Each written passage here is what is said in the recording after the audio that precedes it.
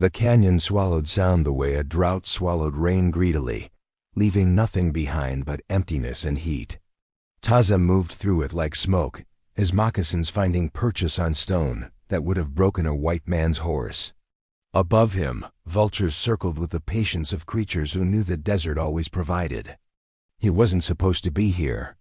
His people had warned him about these borderlands, where Apache territory bled into settler claims, where every shadow held either a bullet or a bounty. But Taza had stopped listening to warnings the day he buried his wife and daughter in ground so hard it had taken him until moonrise to dig deep enough that the coyotes wouldn't find them. That was 3 winters ago. 3 winters of moving like a ghost through lands that no longer felt like home, of tracking game he didn't eat and avoiding campfires that might have offered warmth. Guilt was a strange companion. It asked nothing of you except that you keep breathing, keep moving, keep remembering what you'd failed to protect. The smoke reached him first. Not the clean smoke of a cooking fire, but the acrid bite of burned canvas and scorched wood. Taza's hand moved to the knife at his belt, fingers tracing the worn handle his father had carved from elk bone. He crested the ridge with the sun at his back, using the glare as cover, and saw the wreckage spread below like offerings to angry gods. 2 wagons, overturned, one still smoldering. Bodies scattered in the postures of violent death. 3 men, their boots pointing skyward, their blood already baking into the dust. Raiders, Taza thought, reading the scene with eyes trained since childhood, not Apache. The wounds were wrong, the pattern of attack too wasteful.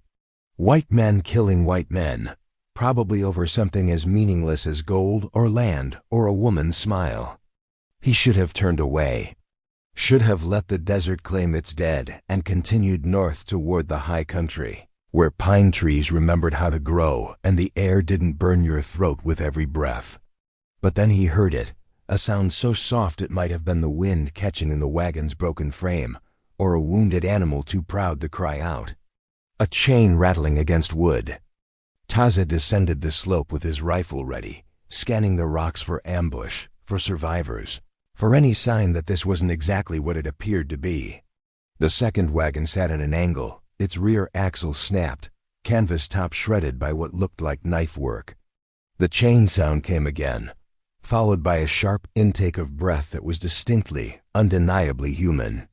She was inside the wagon, wrists bound to an iron ring welded into the frame, ankles wrapped in rope that had rubbed her skin raw. Her dress, once pale blue, now mapped with dust and blood, had torn at the shoulder, revealing the curve of her collarbone and the beginning of a bruise that spread like spilled wine across her chest. Her hair, dark as wet bark, had come loose from its pins and hung in tangles across a face that might have been beautiful if it wasn't so hollowed by fear and exhaustion. But it was her eyes that stopped him. Gray as winter sky, they tracked him with an intelligence that hadn't been beaten out by whatever hell she'd endured. No pleading in that gaze. No tears, just a terrible, clear-eyed assessment of whether he was another monster or something else entirely. Taza knew what he looked like to her sun-darkened skin, marked with scars both ceremonial and earned, black hair hanging loose past his shoulders, buckskin shirt dark with sweat and dust, the kind of savage her people had been warned about since childhood. He could see her body tense, preparing for whatever came next. He lowered his rifle and raised his empty hand, palm out. The gesture was universal, or should have been, but she flinched anyway. "No," she said, her voice cracked from thirst but firm. "Don't." Taza frowned, not understanding. He stepped closer, and she shook her head violently enough that the chains rattled. "They'll come back," she whispered. "If you help me, they'll kill you too." It was perhaps the strangest warning he'd ever receive, a captive begging him to leave her to whatever fate her captors had planned. Taza studied her face, seeing past the dirt and fear to something harder underneath. Pride, maybe. Or the particular kind of courage that came from having already lost everything that mattered. He ignored her and moved to the chains. They were good quality, the kind used for securing cargo on long hauls or restraining prisoners being transported to territorial courts. The lock was simple enough, designed to keep captives contained, not to withstand someone with tools and determination. Taza drew his knife, wedged the tip into the lock mechanism, and twisted with the kind of controlled force that came from years of skinning game and cutting leather. The lock broke with a snap that sounded too loud in the canyon's stillness. She pulled her hands free slowly, staring at her abraded wrists as if they belonged to someone else. Taza cut the ankle ropes next, his movements efficient, impersonal. He'd learned long ago that mercy was just another word for making yourself vulnerable. But some part of him, the part that remembered being a husband, a father, a man who'd once believed in protecting the helpless, wouldn't let him walk away. When he reached to help her stand, she recoiled. "I said no," she hissed, and there was fury beneath the fear now. "You don't understand what you've done." Taza understood perfectly. He'd just inserted himself into someone else's nightmare, and nightmares in the borderlands didn't end cleanly. But understanding consequences had never stopped him before. He gestured toward the canyon mouth, toward open ground and the possibility of escape, then started to turn away. She grabbed his arm. The touch shocked them both. Her fingers, long and graceful despite the rope burns, wrapped around his forearm with surprising strength, and for a moment they simply stared at the point of contact. Taza could feel her pulse racing through her palm, could smell the fear and sweat, and something floral that might have been soap from days ago. He looked at her face and saw the exact moment her resolve cracked. "They took my horse," she said quietly. "My water. I can't. I won't make it alone." Taza nodded once and headed for his own horse, hidden in the rocks above. She followed without being told, stumbling on legs that had been cramped too long, and he slowed his pace without looking back. Some instinct warned him that if he turned, if he saw how badly she was struggling, he'd do something foolish like carry her. And carrying her would mean acknowledging that she was already more than just another survivor of the desert's cruelty.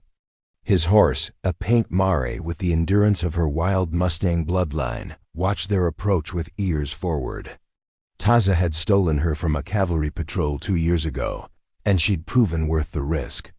He handed the woman his water skin and watched her force herself to drink slowly, rationally, even though every fiber of her being probably screamed to gulp it down. Control, he thought. This one has control even when she's breaking. She returned the skin and wiped her mouth with the back of her hand. "Elara," she said. "My name is Elara Hayes." Taza said nothing. Names were bridges, and bridges could be crossed in both directions. He mounted the horse and extended his hand. She stared at it for a long moment, understanding what he wasn't saying, that this choice, this acceptance of help, would bind them together in ways neither could predict. Then she took his hand, and he pulled her up behind him, feeling her arms wrap tentatively around his waist as the horse started moving.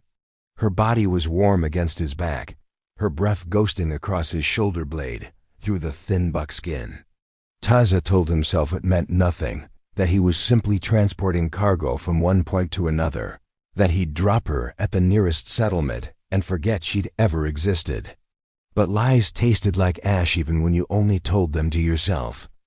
They rode through the afternoon heat, following the canyon walls north and west toward territory Taza knew from childhood hunts.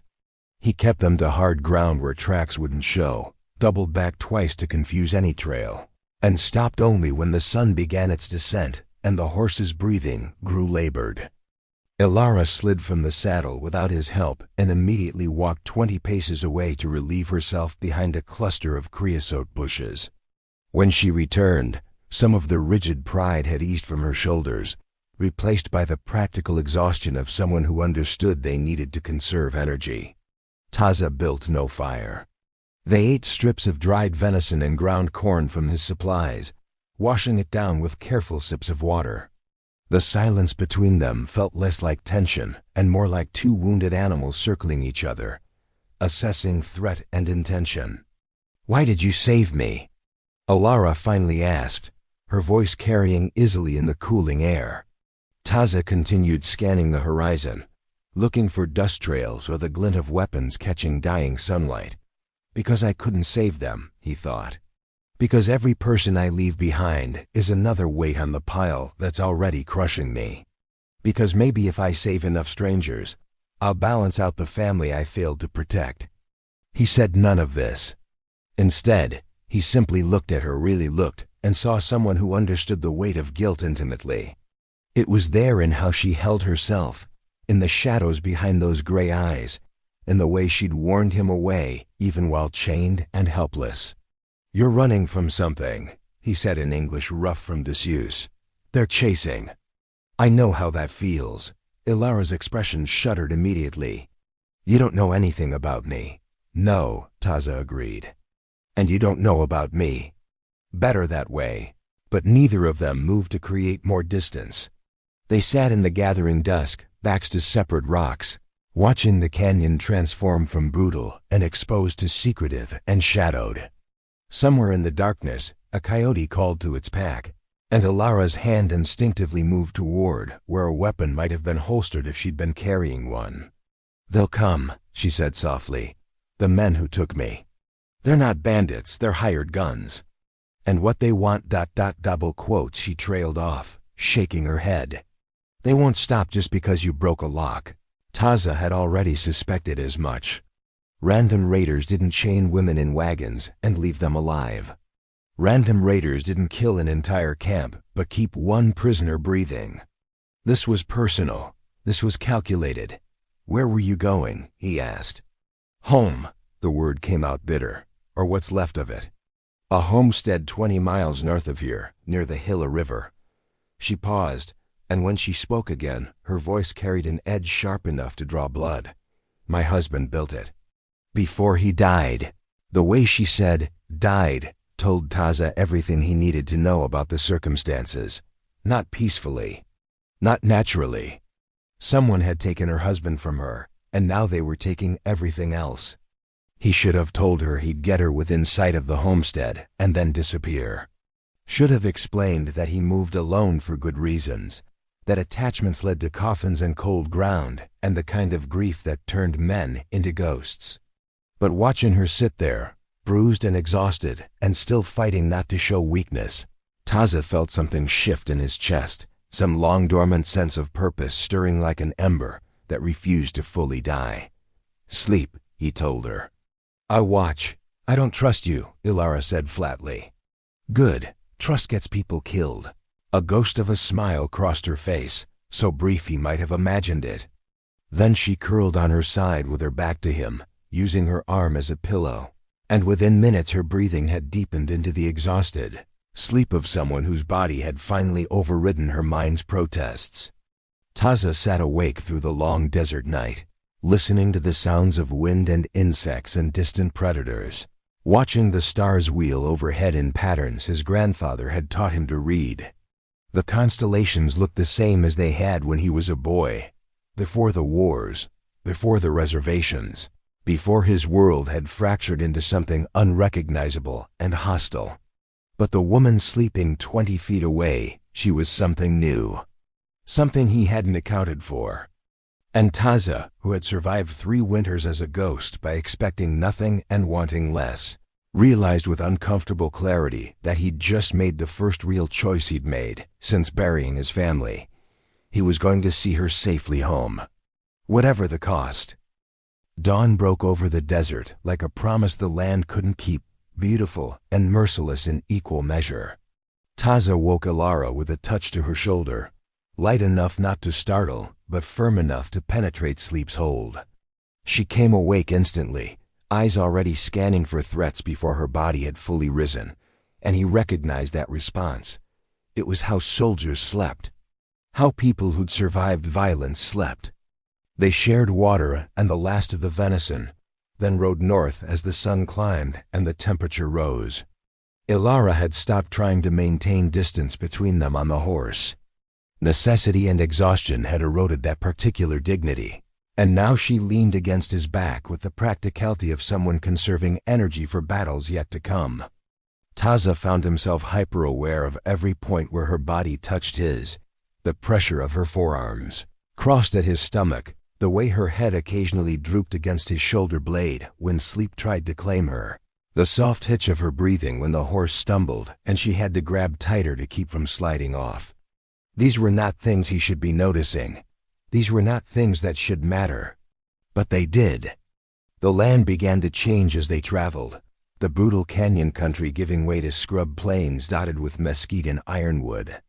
They passed abandoned homesteads, skeletons of hope left to bleach in the sun, and twice detoured around patrol routes Taza knew the cavalry used.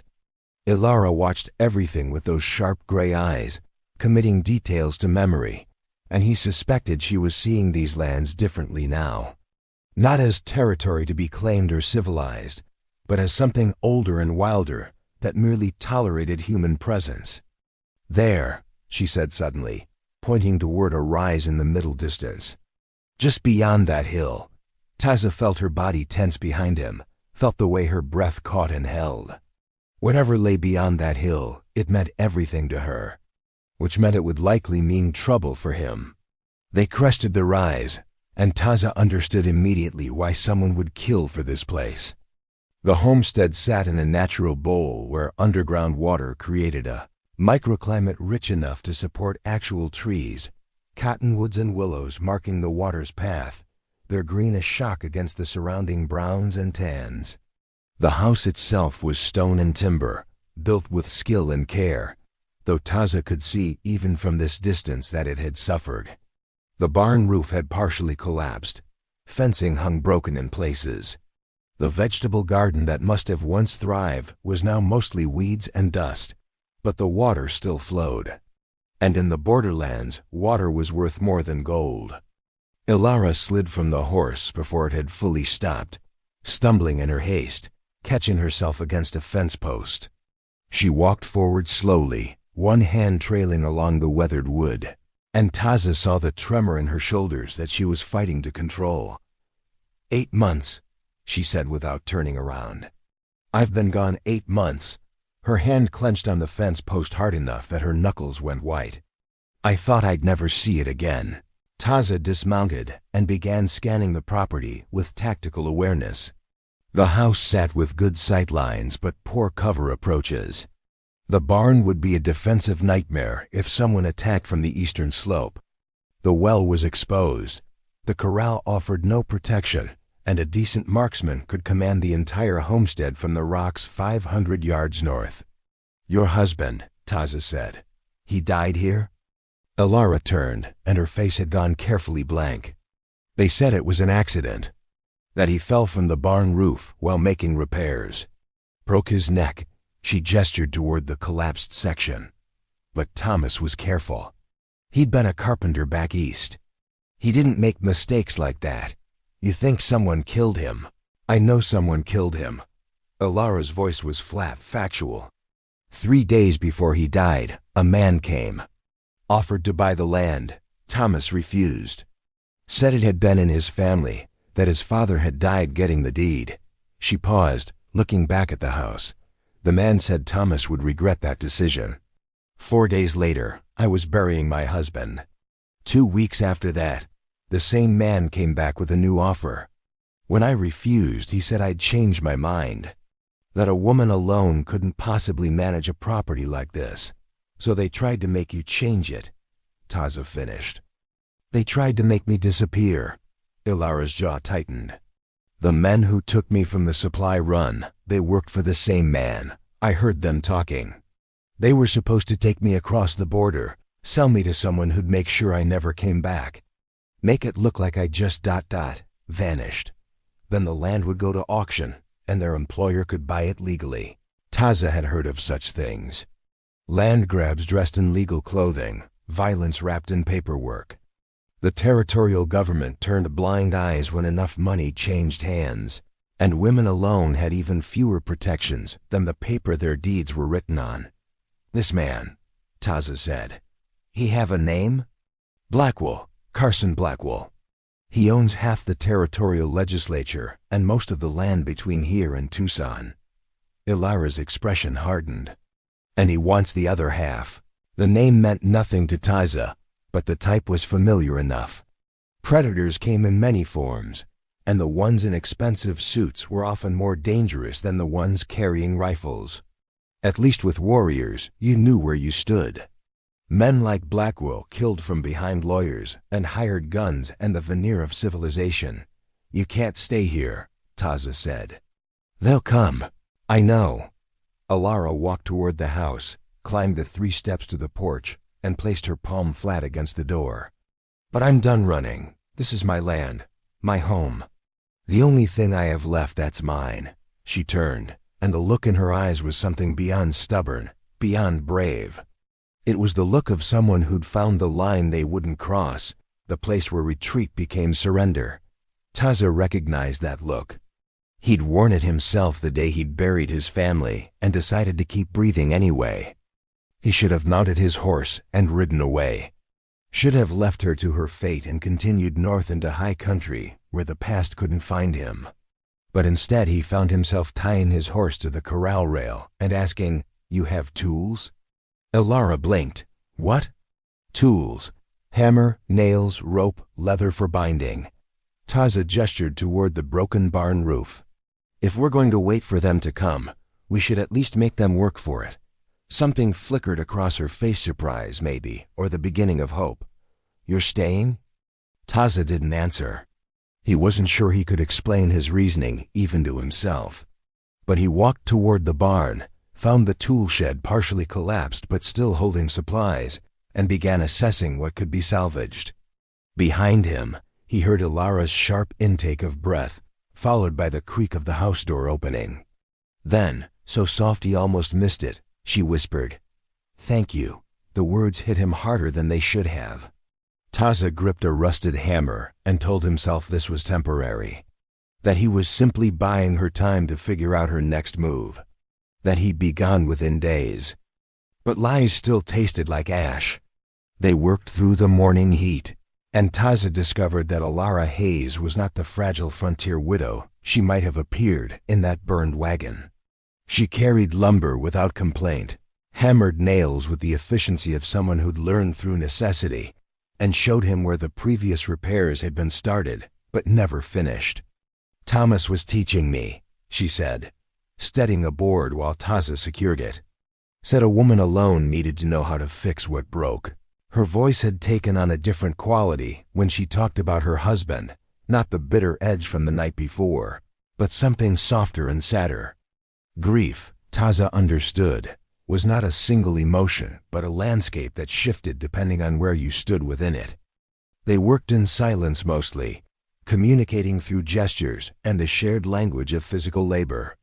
Taza found a rhythm in it, the simplicity of identifying a problem and solving it through sweat and skill.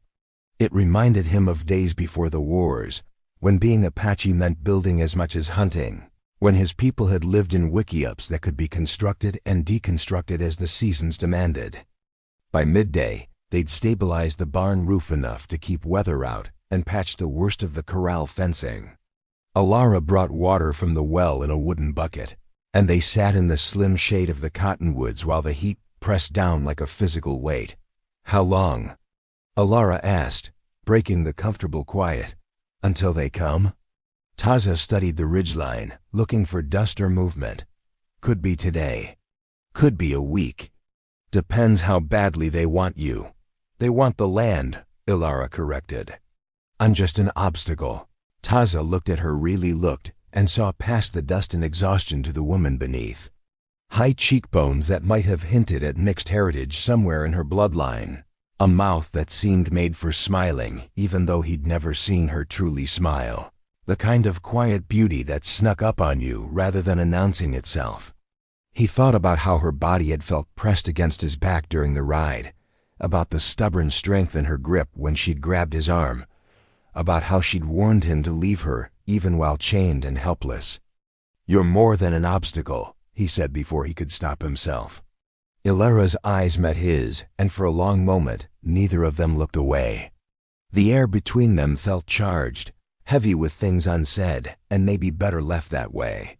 Then she stood abruptly, brushing dust from her ruined dress, and the moment broke.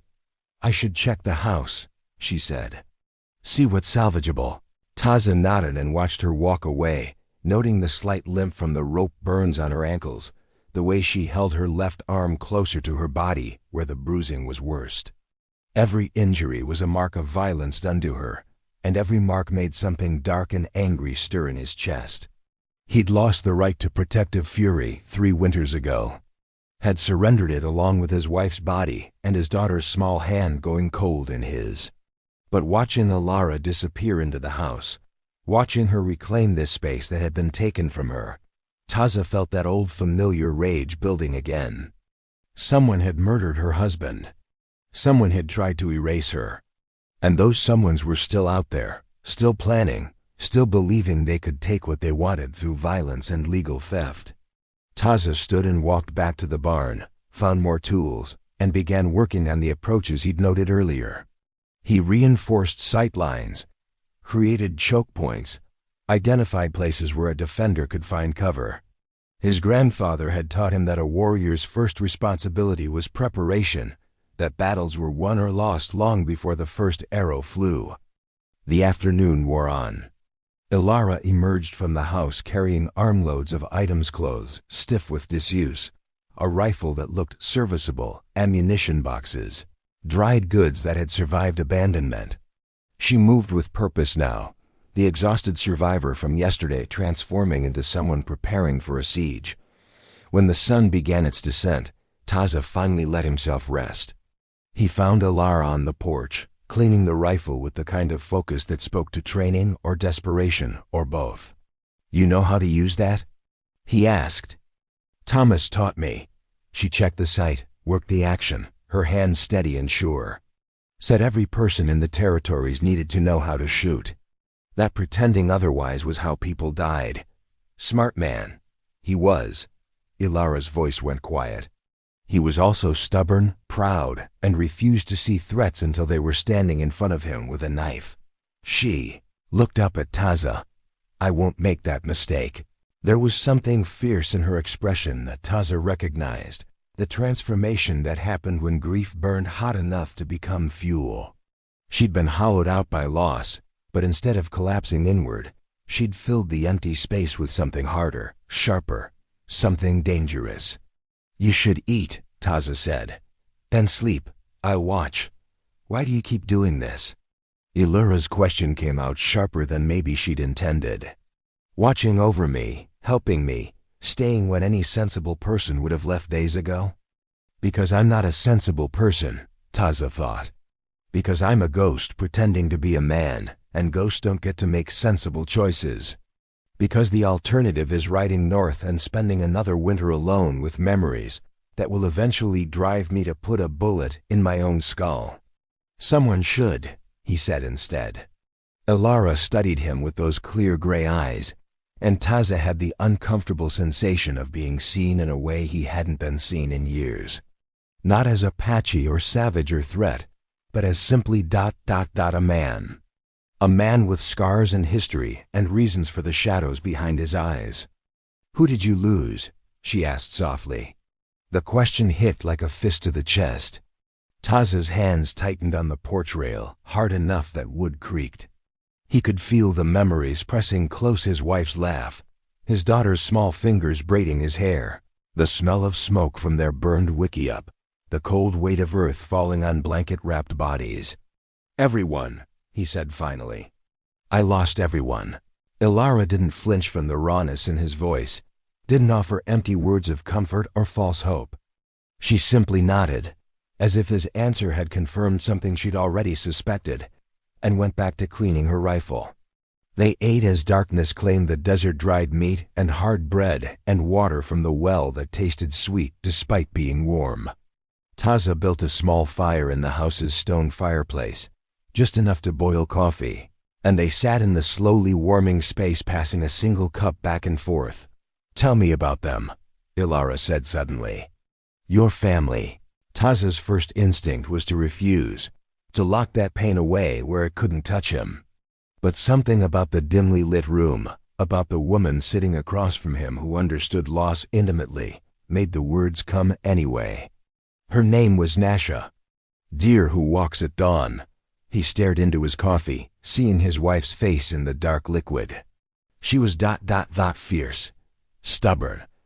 When the elders said we were too young to marry, she told them we'd run away together if they didn't give permission. A ghost of a smile touched his mouth. They gave permission. And your daughter? Chatima. Small bird. Taza's voice cracked on the name he hadn't spoken aloud in 3 winters. She was 7. Loved stories, hated sitting still, could track a rabbit through stones. He paused, the coffee forgotten in his hands. They were visiting her mother's sister when the soldiers came. I was hunting. By the time I got back, he didn't finish, didn't need to. The soldiers had been looking for warriors, but they'd settled for whatever targets they could find. Women, children, elders, it hadn't mattered. Retaliation for some raid Taza's band hadn't even participated in. Justified under the same logic that had been justifying genocide for generations. I'm sorry, Elara said, and the words carried weight because she meant them. Not the reflexive sympathy of someone who couldn't imagine such loss, but the deep recognition of someone who understood exactly what had been taken. Your husband, Taza said. What was he like? Elara's expression softened in the firelight. Careful, kind. He saw me at a dance in Santa Fe and told his friend he'd marry me before the week was out. She smiled slightly. Took him 3 weeks, actually. I made him work for it. The smile faded. He promised me a future. Land we could build on. Children we could raise safely. A life away from the violence back east. She gestured around the room. He kept most of that promise.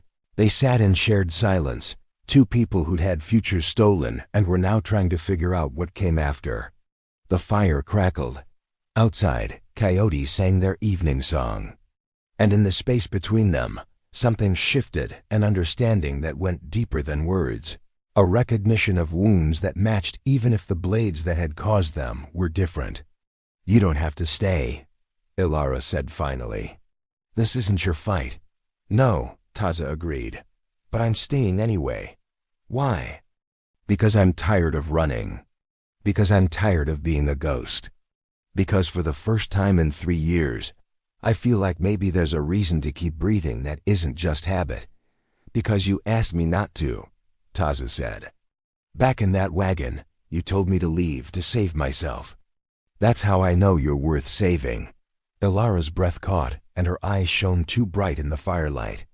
She opened her mouth, closed it, then simply nodded and looked away. They finished the coffee in silence.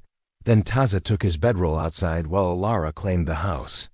He lay on his back on the porch, staring up at stars that had witnessed millions of years of human struggle and remained utterly indifferent, and wondered when exactly he'd stopped being a man preparing to die and started being a man looking for reasons to live.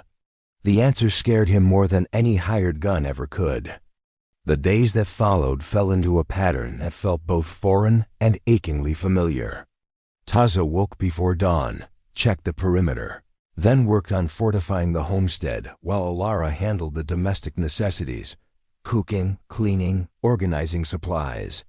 They moved around each other with the careful choreography of people learning each other's rhythms, and slowly, almost imperceptibly, the barriers between them began to erode.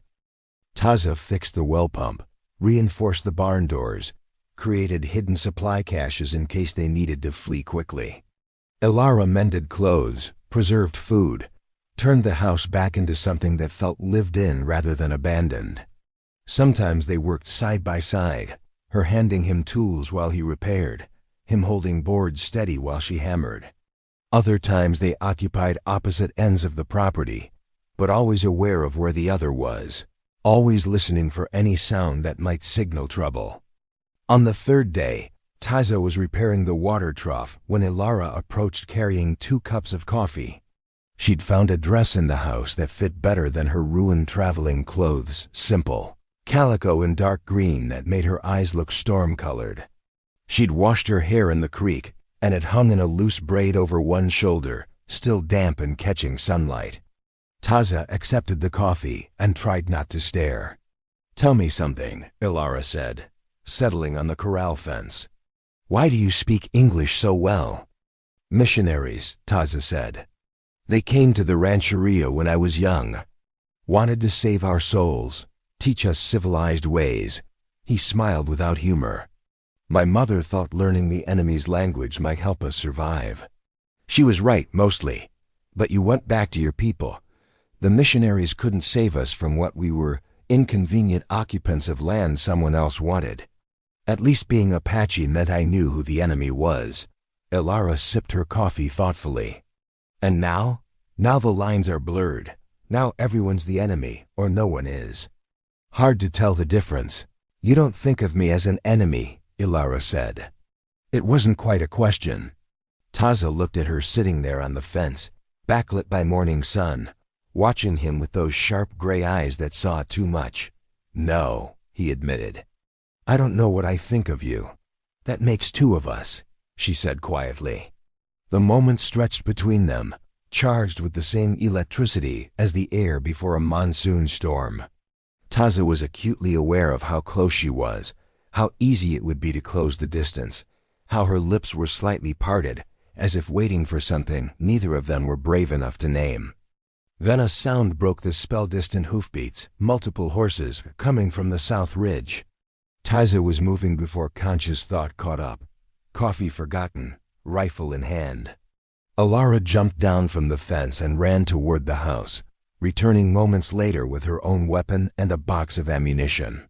They took positions behind the barn's corner, watching the ridgeline, and Taza felt his body shift into the state of hyper-awareness that had kept him alive through countless raids and battles. 3 riders appeared against the sky, then 4. They moved with the casual confidence of men who expected no resistance, who'd done this enough times that it had become routine. One of them pointed toward the house, and even from this distance Taza could hear laughter. You recognize them? He asked. Elara's face had gone pale, but her hands were steady on the rifle. The one in front, the one with the brown duster. He was there when they took me. He's Blackwell's foreman. Goes by Cutler. How many men does Blackwell have? I don't know, dozens maybe. He runs them through his ranch, pays them as security. Her voice turned bitter. The territorial marshal won't touch him. Says there's no proof of wrongdoing. The riders descended the slope, heading straight for the homestead. 4 men, all armed, all moving like predators who'd never encountered prey that fought back. Taza calculated angles, sight lines, cover positions. They were outnumbered, but had the advantage of preparation and position. When they get within 50 yards, Taza said quietly, I'll call out a warning. If they reach for weapons, we shoot. Aim for center mass, shoot until they stop moving. Understand? Elara nodded, her jaw set. I understand. They waited.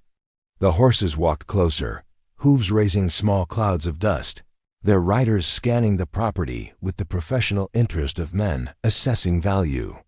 Cutler, identifiable by his brown duster, even at this distance, raised a hand to halt the group just outside the main yard. Mrs. Hayes, he called out, his voice carrying easily in the still air. I know you're here. Your tracks are all over this place. Come on out, we just want to talk. Taza stepped around the barn corner, rifle raised, and the men's horses shied at the sudden movement. Far enough, he said in English. State your business, then leave. Cutler's expression shifted from practiced friendliness to something uglier. His hand dropped toward his pistol, then froze when he saw Elara step up behind Taza with her own rifle leveled. Well now, Cutler drawled. Mrs. Hayes, you've been keeping interesting company. Does Mr. Blackwell know you're entertaining savages on his property? This is my property, Elara said, her voice carrying across the yard with surprising strength. And you're trespassing. Leave. Can't do that, ma'am. Mr. Blackwell sent us to check on the place, make sure it hasn't fallen into disrepair. He's concerned about his investment, seeing as how you've been absent. Cutler's smile was all teeth and no warmth. Imagine his surprise when we heard you'd turned up alive. After all this time, most folks assumed you'd met with some unfortunate end, like my husband. Elara's rifle didn't waver. Cutler spread his hands innocently. Now that was a tragedy, terrible accident. But accidents happen to people who don't know their limitations, Mrs. Hayes. Your husband, God rest him, should have taken Mr. Blackwell's generous offer. Would have saved everyone a lot of trouble. Taza watched the other 3 men carefully. They'd spread out in a loose semicircle, hands near weapons, but not quite drawing. Professionals then. Men who'd done violence before and knew how to wait for the right moment. This is your last warning, Taza said.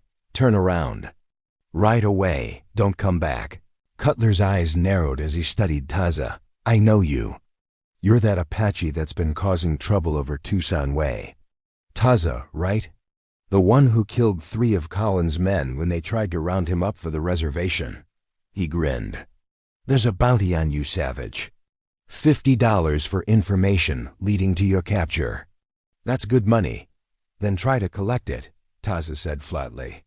For a long moment, no one moved. The only sounds were horses breathing and the wind stirring dust. Then Cutler laughed, short and sharp. Today's not the day for dying. But you should know Mr. Blackwell doesn't give up on property he wants. And he really wants this land. He tipped his hat mockingly toward Elara.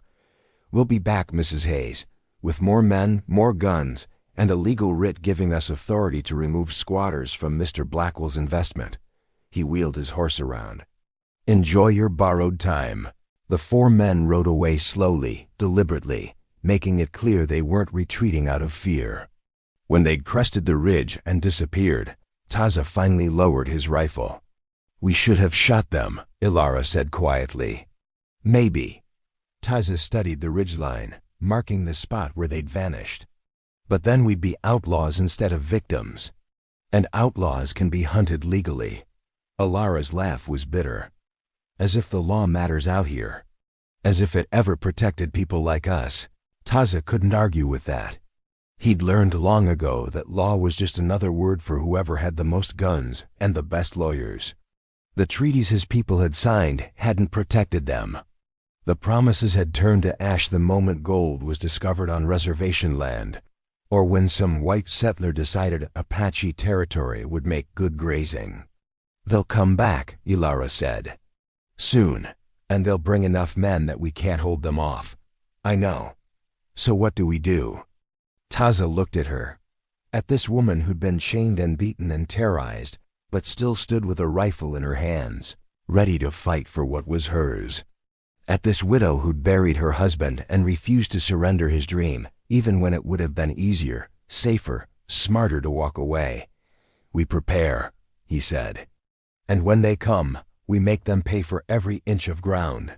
Elara nodded slowly, then surprised him by reaching out and placing her hand on his arm.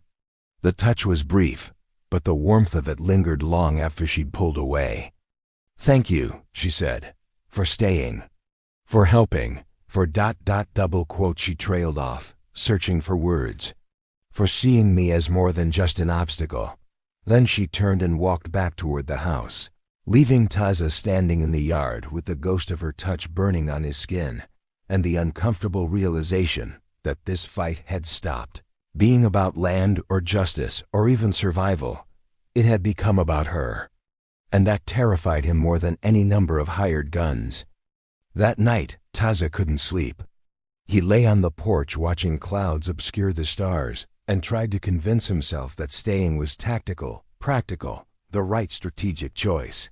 But strategy didn't explain the way his chest tightened when Elara smiled, or the protective fury that rose in him when he thought about Cutler's mocking tone, or the fact that he'd spent the afternoon reinforcing defenses, not because it was smart, but because the alternative, leaving her to face this alone, was unthinkable.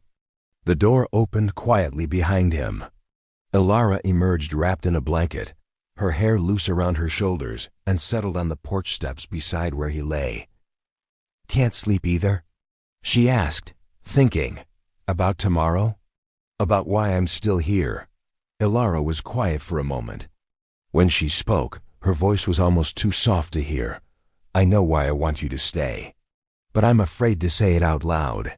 Taza sat up, and suddenly the space between them felt charged with possibility and danger in equal measure. He could see her face in the dim light, the curve of her cheek, the shadows under her eyes, the pulse point in her throat beating visibly. She was looking at him with an expression he recognized, because he'd felt it in himself, the terrible, desperate need to connect with another human being before the world ended and took all chances away. "Elara," he started, not knowing how to finish. She closed the distance between them, and her hand came up to touch his face, tentative, questioning, giving him every opportunity to pull away. Her fingers traced the scar that ran from his temple to his jawline, and her touch was so gentle it made something crack inside his chest. "I should be mourning," she whispered. "I should be wrapped in black and thinking only of Thomas, but instead I'm here, wanting ... double quotes." She swallowed hard. "Is that wrong? Am I betraying him by wanting to feel alive again?" Taza covered her hand with his own, pressing it against his face. "I spent 3 years believing I was dead inside. Believing I'd buried the part of me that could feel anything but guilt and rage. Then I found you in that wagon, and suddenly ... He struggled for words. "Suddenly I remembered what it felt like to have something worth protecting." "Taza," Elara breathed, and he felt the last of his walls crumbling. He pulled her close, and she came willingly, tucking against his chest as if she'd always belonged there. They sat together on the porch steps, wrapped in her blanket, and held each other with the desperate tenderness of two people who'd been drowning and suddenly found solid ground.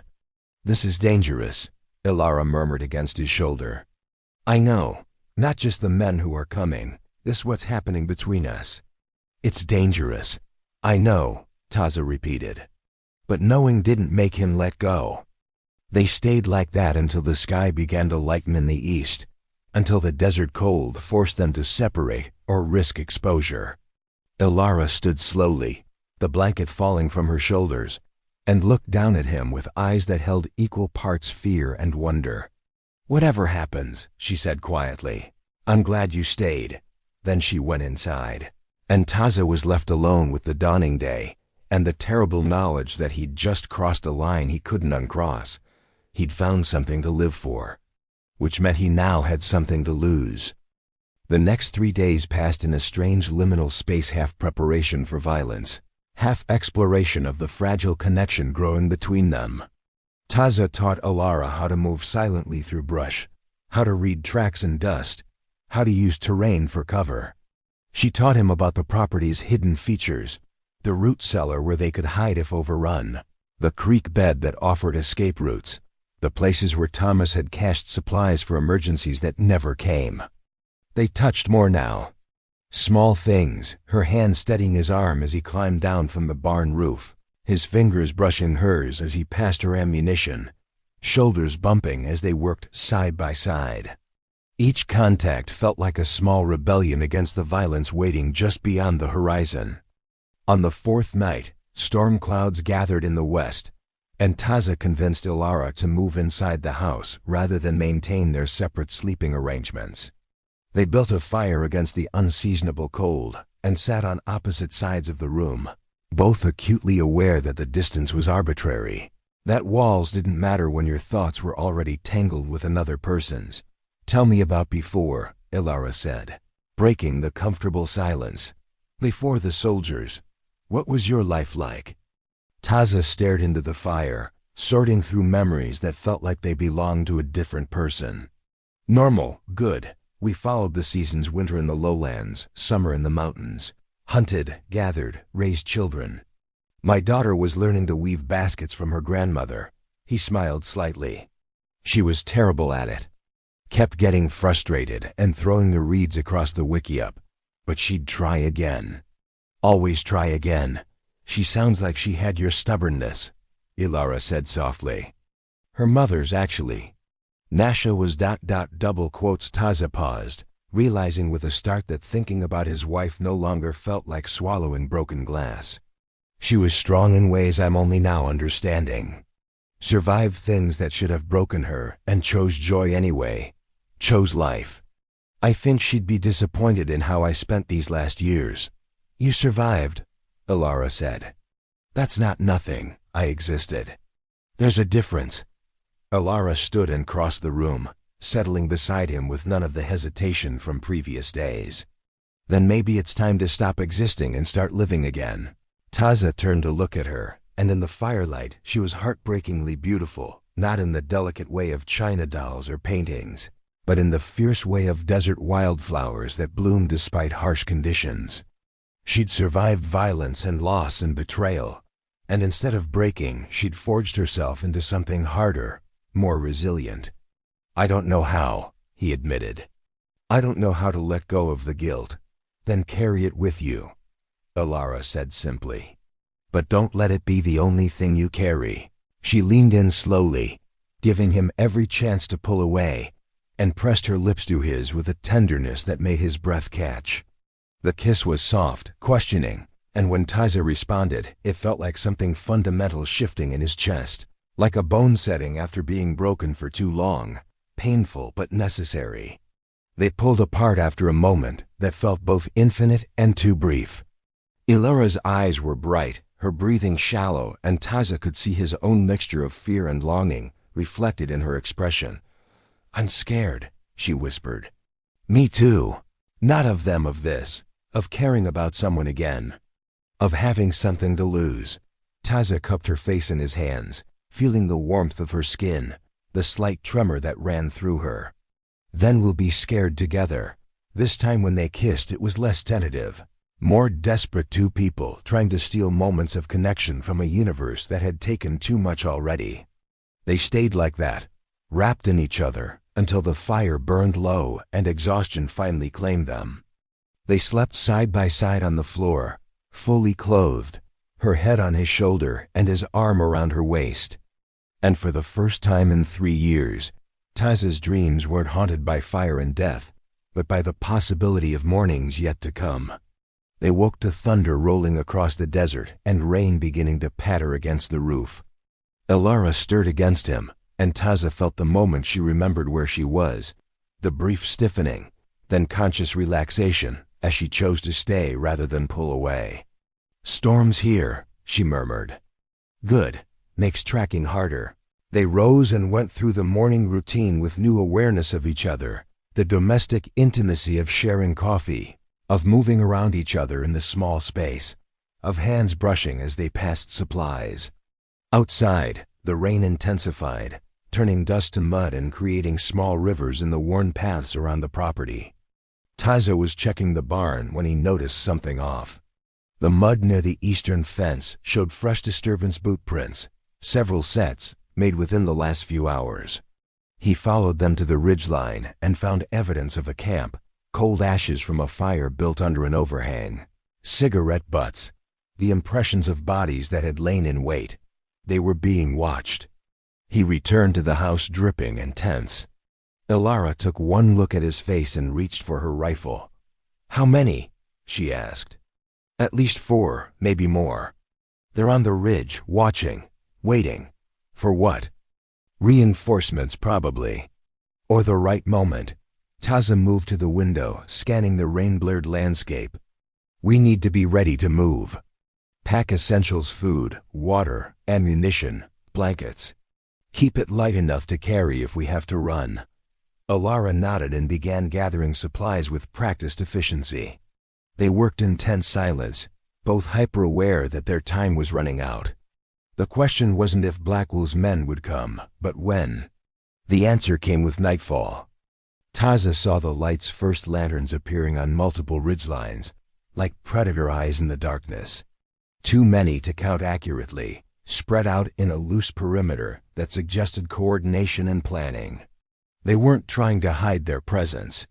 This was intimidation, a show of force designed to make victims surrender before the first shot was fired. "How many?" Elara asked, standing at the window beside him. 20, maybe more." Taza's jaw tightened.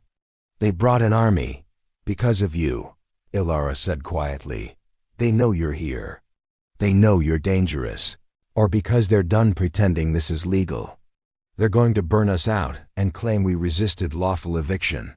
Outside, a voice called through the rain, amplified, carrying authority. "Taza, we know you're in there. You've got one chance to walk away from this. Leave now and you can ride out. Stay and you'll hang as a murderer and a savage." Taza didn't bother responding. Men who brought that many guns weren't offering real choices. "Mrs. Hayes," the voice continued, "this doesn't have to end badly for you. Mr. Blackwell is a reasonable man. Surrender the property peacefully, and you can leave with your life and a fair price for the land. Fight, and you'll be buried on it." Elara's hands clenched on her rifle. "They killed Thomas. They tried to sell me like livestock, and now they want me to trust their mercy." "No," Taza said. "They want you to give up. There's a difference." They moved through the house methodically, blowing out lanterns, creating firing positions near windows, staging their supplies near the back door in case they needed to flee. The rain continued, heavy enough to muffle sounds and reduce visibility, a blessing and a curse in equal measure. The first shot came without warning, shattering a window and sending glass spraying across the room. Elara returned fire immediately, the rifle's report sharp and angry in the enclosed space. More shots followed, coming from multiple directions, and Taza realized with cold certainty that they were surrounded. "Cellar!" he shouted over the gunfire. "Now!" They ran crouched low, grabbing their emergency supplies, and threw themselves through the door in the floor that led to Thomas's root cellar. Taza pulled the rug over the entrance as bullets tore through the walls above, sending splinters and dust raining down. In the darkness below, they could hear boots on the porch, voices shouting orders, the crackle of fire beginning to take hold. They were burning them out. "There's a tunnel," Elara whispered urgently. "Thomas built it as an escape route. Comes out near the creek." She led him through pitch darkness, hands on stone walls, feet careful on uneven ground. Behind them, the sounds of destruction continued: glass breaking, wood splintering, the roar of flames finding fuel. Everything Thomas had built, everything Elara had fought to keep, was being reduced to ash and rubble. They emerged into rain and chaos. The creek had risen with the storm, and they splashed through knee-deep water, using the sound to mask their movement. Gunfire still rang out behind them, but now directed at the burning house rather than their actual position. Taza led them into the rocks, following paths only an Apache would know, using terrain and darkness and weather to their advantage. They climbed, scrambled, and finally collapsed behind a shelf of stone that offered cover and a view of the homestead below. The house was fully engulfed, flames reaching toward the stormy sky, turning rain to steam. Men on horseback circled the perimeter, rifles ready, waiting for their targets to emerge. Taza counted at least 15 that he could see, probably more in the shadows. Elara made a sound, not quite a sob, not quite a scream, and Taza pulled her against him, letting her muffle the noise against his chest. He felt her tears soak through his shirt, felt the tremors that racked her body, and held on tighter.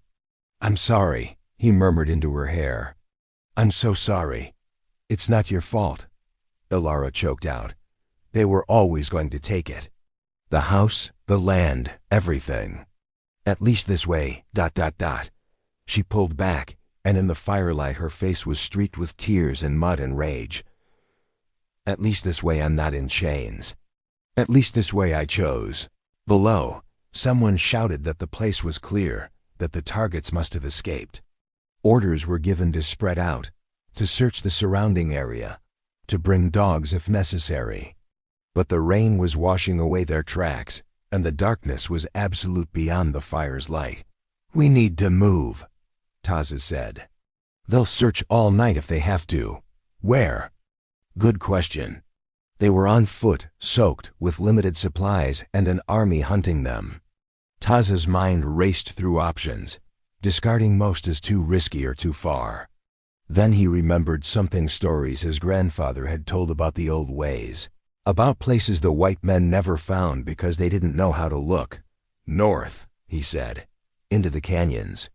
There's a place hidden valley, water year-round, caves for shelter. Old Apache territory. They won't find it, and if they do, we'll have the advantage." Elara nodded, trusting him completely, and they began to move. Through rain and rocks, through darkness and danger, two people running from everything behind them and towards something neither could name, but both desperately needed. Behind them, the house collapsed in on itself with a roar that sounded like the death of hope. But ahead, somewhere in the storm and the wild country, there was still a chance. And that was enough to keep moving. They traveled through the night, following paths that hadn't been used in generations. Taza moved from memory and instinct, reading the land the way his ancestors had, finding the old trails that whites thought were just random cracks in stone. Elara followed without complaint, her earlier exhaustion burned away by adrenaline and rage. By dawn, they'd put miles between themselves and the burning homestead. They took shelter in a shallow cave while the storm played itself out, huddled together for warmth, too exhausted to do more than lean on each other and breathe. "I should feel worse," Elara said quietly, staring out at the rain. "I lost everything. The house, the land, Thomas's dream. But all I feel is ... She paused, searching for words. "Free, is that terrible?" "No," Taza said. "Sometimes losing everything is the only way to start over." She turned to look at him. And in the gray morning light, she was beautiful in a way that had nothing to do with features or grace. This was the beauty of surviving, of choosing to keep fighting when surrender would have been easier. "What do we do now?" she asked. Taza thought about the valley he was leading them toward, about the possibility of building something new in a place the world had forgotten. Thought about this woman who'd been through hell and come out forged instead of broken, who looked at him like he was worth saving, even though he'd spent 3 years believing otherwise. "We live," he said simply. "We find a place where no one can take from us. We stop running. Together?" The question was soft, uncertain. "If you'll have me." Elara's answer was to lean in and kiss him salt and rain and promise, desperate and tender in equal measure. When they pulled apart, both were breathing hard, and the air between them crackled with possibility. "Then let's go," she said. "Let's find this valley of yours and build something they can't burn down." They left the cave as the sun broke through the clouds, turning the desert into something golden and new. Behind them lay ashes and death and everything they'd lost. Ahead lay uncertainty and danger and the hard work of survival. But they had each other. And that, Taza was learning, made all the difference. The hidden valley was exactly as Taza remembered, a crack in the earth invisible from any angle except the precise approach his grandfather had shown him as a boy. Water seeped from springs that had flowed since before memory, creating a pocket of green in the otherwise harsh landscape. Caves dotted the walls, and ancient pictographs marked this as a place his people had sheltered when the world above became too dangerous. They spent a week recovering, healing, preparing. Elara's rope burns faded to pink scars. Taza's exhaustion eased into something more sustainable. They built a wiki-up using traditional methods, gathered food, and slowly transformed the valley into a sanctuary. But sanctuary was an illusion, and they both knew it. Taza was checking their snares when he found the signs boot prints in mud near the valley's hidden entrance, cigarette butts that hadn't been there the day before. Someone had found them. And given the methodical way the prints circled the area, that someone was planning rather than simply scouting. He returned to find Elara sharpening her knife, and the look on his face told her everything she needed to know. "How long?" she asked. "Hours, maybe. They're close. And they know we're here." They'd known this moment would come. Blackwell wasn't the type to let loose ends survive, and Taza had embarrassed too many of his men to be forgiven. The question had never been if they'd be found, but what they'd do when it happened. "We could run," Elara said without conviction. "Go deeper into the canyons. They'd follow. And eventually they'd catch us exhausted and unprepared." Taza met her eyes. "Or we make our stand here. On ground we know. On our terms." Elara's jaw set with the same stubborn determination that had made her warn him away in that burned wagon, that had made her refuse to surrender her land even when surrender was rational. "Then we stand," They spent the afternoon creating defensive positions, staging weapons and ammunition, identifying fallback points and escape routes they'd use only if everything went wrong. The valley that had been their sanctuary transformed into a killing ground, every feature weaponized, every shadow hiding potential. As the sun began to descend, Taza and Elara stood together at the valley center, looking at what they'd built, not just the defenses, but the fragile beginning of a life together. A future that seemed both impossible and more real than anything Taza had experienced in 3 years. "If this goes badly," Elara started. "It won't, but if it does," she turned to face him fully. "I need you to know that these weeks with you, they've been the first time since Thomas died that I felt like I had a reason to wake up. The first time the future seemed like something worth fighting for, rather than just another day to survive." Taza cupped her face in his hands, memorizing every detail, the gray of her eyes, the curve of her cheek, the way she looked at him like he was worth saving. "I spent 3 years as a ghost," he said quietly. "You made me remember how to be human. Whatever happens, that matters. That means something." They kissed with the desperate tenderness of people who understood how fragile moments were, how quickly everything could be taken away. When they pulled apart, the sun had touched the horizon and shadows were lengthening across the valley floor. "They'll come with dark," Taza said. That's when I'd come. He was right. The first figure appeared as a silhouette against the dying light. Cutler, identifiable even at distance by his brown duster.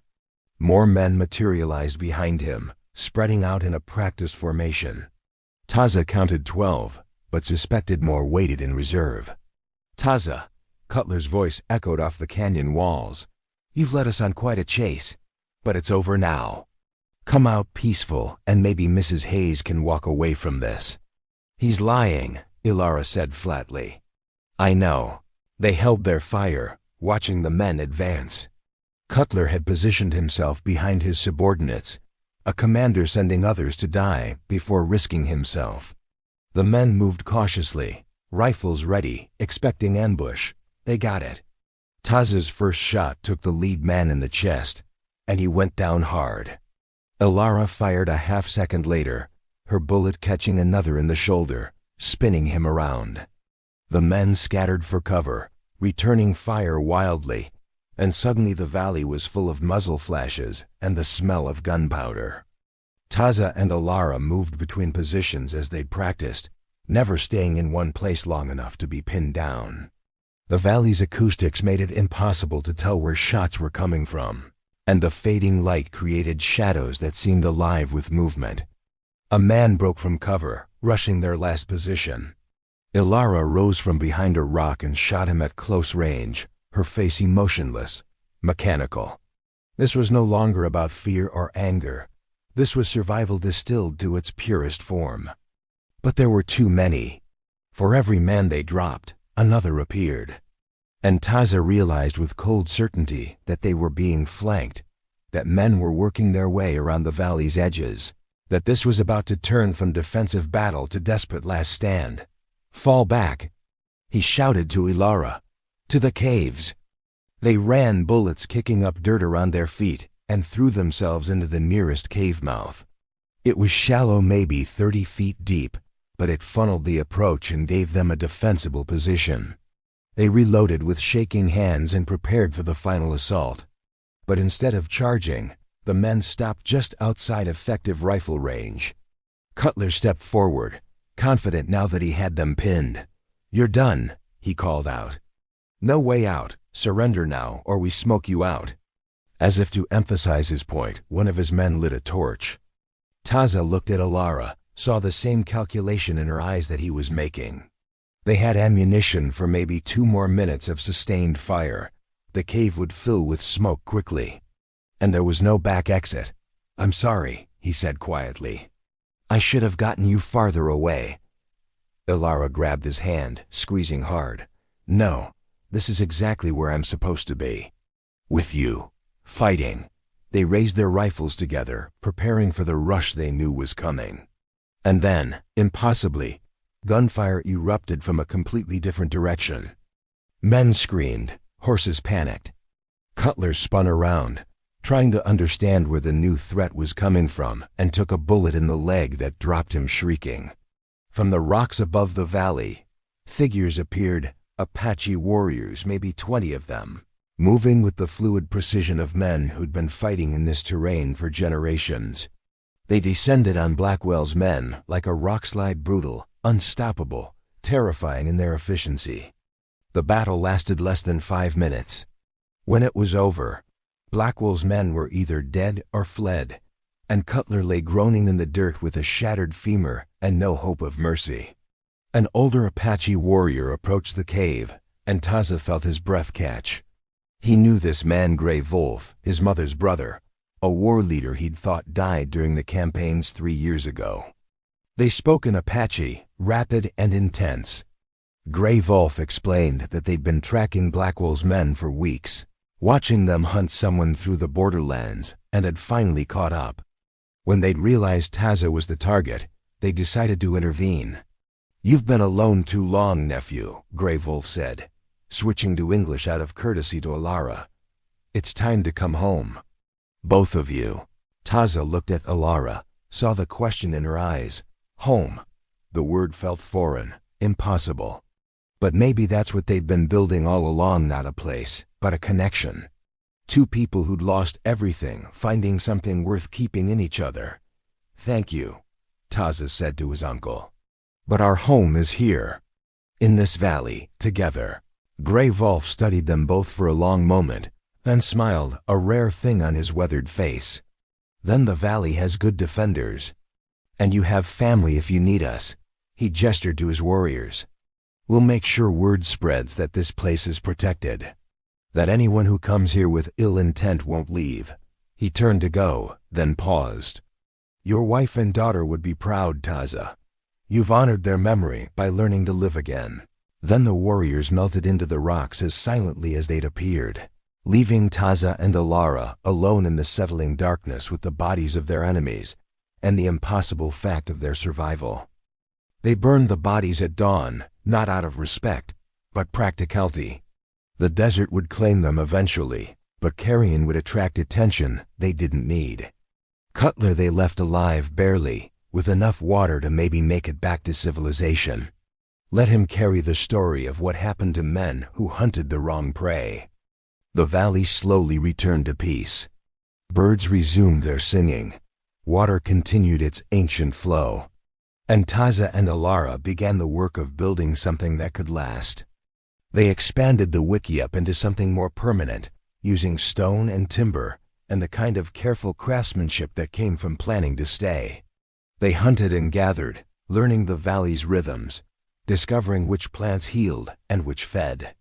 They trained together, honing skills that had kept them alive into something approaching mastery.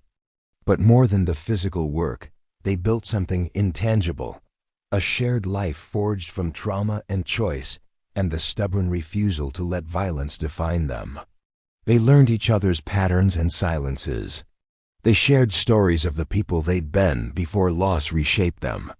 They made love under stars that had witnessed uncountable generations of human struggle and remained beautifully indifferent. One morning, 3 weeks after the battle, Elara woke to find Taza already up, standing at the valley's edge watching the sunrise paint the canyon walls in shades of gold and red. She joined him, slipping her hand into his, and they stood together in comfortable silence. "I've been thinking," Elara said eventually, "about Thomas, about Nasha and Shatima, about everyone we've lost." Taza tensed slightly, old reflexes expecting pain to follow the naming of the dead. "I think they'd want us to be happy," Elara continued. "I think carrying their memories doesn't mean we have to carry their absence forever. That may be the best way to honor them is to build something they'd recognize as good and worth protecting." Taza thought about his wife's fierce joy, about his daughter's endless questions and boundless energy. Thought about how Nasha had always chosen life even when circumstances made death seem easier. Would she want him to spend decades as a ghost? Or would she want him to find whatever happiness he could and hold it tight? "Yes," he said quietly. "I think you're right." Elara leaned her head against his shoulder, and they watched the sun climb higher, burning away shadows, warming stone that had been cold through the night. Below them, the valley stirred to life, their valley now, their sanctuary, their choice. "So what do we do?" Elara asked. Just live?" "Just live," Taza agreed. "Together, here, until something better comes along or the world ends. Whichever happens first." Elara laughed a real laugh, bright and unexpected, and Taza realized it was the first time he'd heard the sound. It transformed her face, made her look younger, like maybe the weight she'd been carrying had finally eased enough to let joy back in. "That's a terrible plan," she said. "Do you have a better one?" She turned in his arms, rising on her toes to kiss him properly, thoroughly, with all the promise of morning still to come. When they pulled apart, both were smiling. "No," Elara said. "I really don't. So I guess we're stuck with terrible plans in each other. Could be worse," Taza said. "Could be better. Could be. But this right now, right here, this is enough." And it was. It truly was. They stood together as the sun rose higher, two people who'd been broken and had somehow managed to heal each other. Two survivors who'd found that surviving was only the first step, that living required courage of a different kind. In a sun-blasted canyon where death had waited in every shadow, an Apache warrior and a frontier widow had made choices that bound their fates together. Not the choice to save or be saved, though that's where it had started, but the deeper choice, the harder choice to risk caring again. To risk building something fragile and beautiful in a world that specialized in breaking such things. To risk love in the ruins. And as the new day began, that risk seemed like the bravest thing either of them had ever done. Behind them, the valley held their future uncertain, dangerous, and utterly their own. Before them, the sun continued its ancient climb. And between them, held in the space where two damaged people reached for each other across the chasm of their separate griefs, there was something that looked remarkably like hope. Thanks for watching this story till the end. Comment below and tell me where you're watching from. And before you go, check out these other amazing Western stories waiting for you next. Subscribe, like, and I'll see you on the next ride.